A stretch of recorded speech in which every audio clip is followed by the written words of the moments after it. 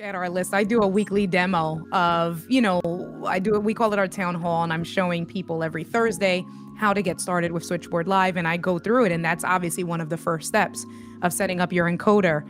And like we have it separated by mobile, desktop, web-based, and it goes on and on and on. So most likely, if you're using something, we can support you. That's what